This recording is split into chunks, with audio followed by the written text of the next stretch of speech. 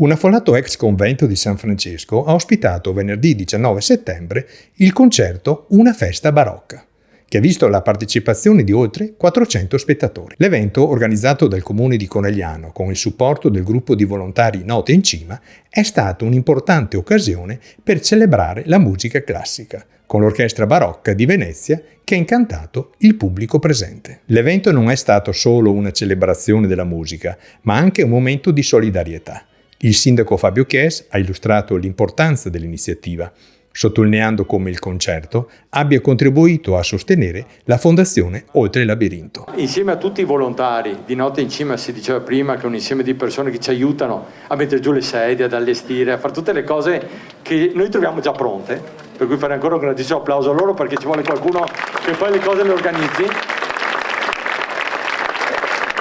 Ma ci tenevamo a dare anche un significato sociale a questi eventi, perché sono eventi di grandissima cultura, ripeto, che sono difficili da organizzare, ma ci tenevamo che ci fosse con noi un'associazione, una fondazione che da tanti anni si occupa di un tema molto molto delicato, che è il tema dell'autismo. E Alberto Cais è presidente onorario della Fondazione Oltre il Labirinto.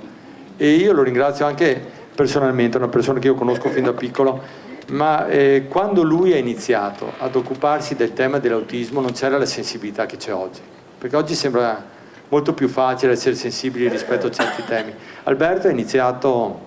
anche per questioni poi personali, ad occuparsene in momenti nei quali molti di noi si giravano dall'altra parte, e la fatica che hanno fatto lui e molte altre persone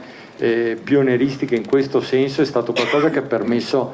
di aprire una strada, di rendere più semplice alle famiglie che avevano figli affetti da autismo a trovare un terreno fertile su cui poi innestare i tanti progetti che oggi ci sono. Riconosciuta a livello internazionale come uno dei principali ensemble specializzati nell'esecuzione di musica barocca su strumenti d'epoca, l'orchestra ha saputo conquistare il cuore degli appassionati grazie alla sua intensa attività discografica, che le è valso numerosi premi e riconoscimenti in tutto il mondo. Diretta dal maestro André Marcon, l'orchestra ha proposto un programma ricco di brani di compositori celebri, quali Francesco Geminiani, Antonio Vivaldi, Alessandro Marcello, Leonardo Vinci e Riccardo Broschi. La serata ha rappresentato dunque un connubio perfetto tra musica e impegno sociale, rendendo Una festa barocca un evento memorabile per Conegliano e un significativo passo avanti nelle attività di promozione della musica antica